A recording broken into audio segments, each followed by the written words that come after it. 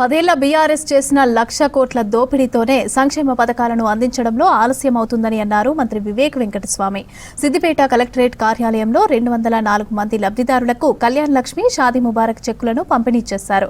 1,000 కోట్లతో పూర్తయి కాళేశ్వరం ప్రాజెక్టుకు 1,00,000 కోట్లు ఖర్చు చేసి ఖజానాను ఖాళీ చేశారని అన్నారు. అర్హులైన వారికి బీఆర్ఎస్ ఒక డబుల్ బెడ్రూమ్ ఇవ్వలేదని అన్నారు.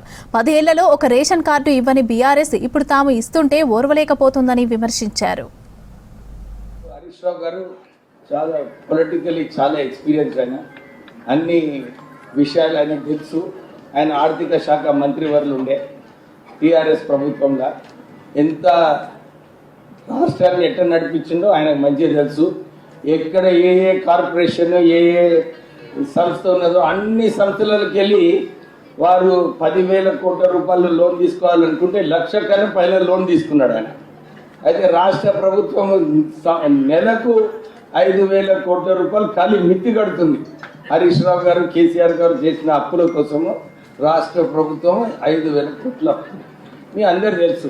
మన ఆమ్దాని మనకు నెలకు జీతం 10,000 ఉంటే 8,000 ఖాళీ అప్పుకు పోతే ఇంకా ఏం మిలుగుతుందమ్మా? సార్ మీరు అబద్ధం చెప్తున్నారు, లెక్కలు చెప్పంటే నేను చెప్తా, వాస్తవాలు చెప్తా. 26,000 రేషన్ కార్డు ఇచ్చిందంటే మనకు 10 సంవత్సరాలు రేషన్ కార్డు రాలేదన్నమాటనే కదా. సో ఇవన్నీ కూడా వాస్తవాలు. కానీ మీరందరూ కూడా మన కాంగ్రెస్ ప్రభుత్వం వచ్చిన తర్వాత రేవంత్ రెడ్డి గారు మీ అందరికీ కూడా ఏదైతే హామీలు ఇచ్చినారో అన్ని హామీలు కూడా పూర్తి చేయడం జరిగింది.